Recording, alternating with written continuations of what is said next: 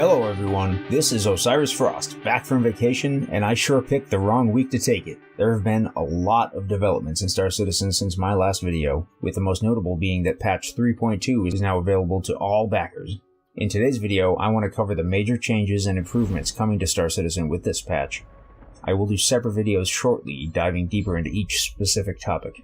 Starting off with new armor and clothing sets, we'll be seeing the reworked light, medium, and heavy marine and outlaw armor sets, as well as the Port Olisar clothing collection. Next up are the new gameplay features. 3.2 brings with it the group system, which features the ability to add or remove group members via the inner thought system.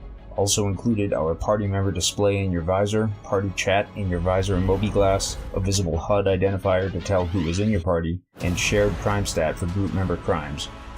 Grouped players have access to each other's ships as if they were the owner of said ship. There are also a variety of mostly aesthetic changes to quantum travel, but the main changes here are spline jumping and quantum linking. Spline jumping allows your ship to plot a course around a planetary body to a jump marker located on the other side.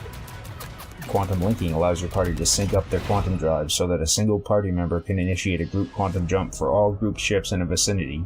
3.2 also introduces mining on planetary bodies, with its associated scanning mechanic being added as well. Currently, the Mist Prospector is the only ship capable of mining, but everyone has access to this ship for the remainder of the current PTU.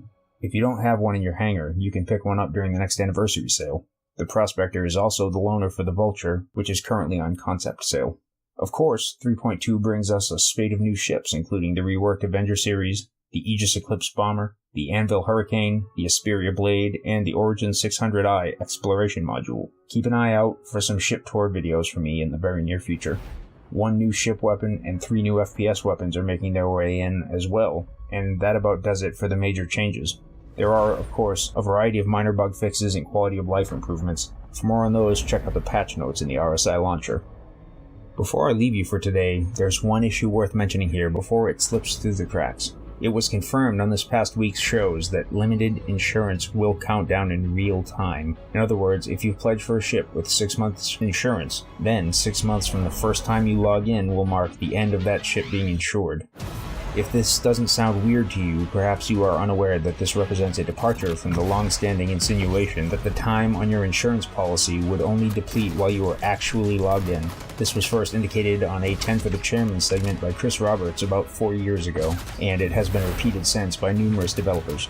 Since most people are only likely to play a little bit each day or week, depending on their work-life balance, many in the community had assumed the attitude that ships with 6 years insurance, such as those available during the last anniversary sale, were essentially the same thing as ships with LTI, since it would take the average player literally decades to accumulate 6 years of in-game playtime. We now know that this is not how it will work. This revelation does represent a definite change from CIG's earlier thinking on the subject.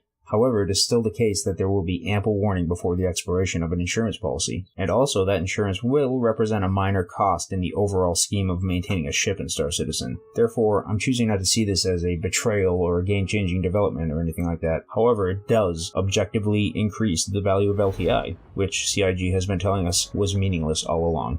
If, after hearing about this issue and about my opinion of it, you are still upset about this development, then you should do some thinking about what you want your fleet to look like, and perhaps pick up a few of the currently available Warbond Vultures to use as LTI tokens during the next anniversary sale. Then you can melt your current ships and use the store credit to buy the necessary CCUs. That's all for today's show. Thanks for watching. If you're new to Star Citizen, or you know someone who's thinking of playing, you or they can earn 5,000 UEC on your account by registering with my referral code, which you can find in the show notes down below. If you have any questions, feedback, or episode suggestions, go ahead and leave them in the comments. And if you haven't already, please be sure to like and subscribe. I'd really appreciate that. Thanks, and I'll see you next time.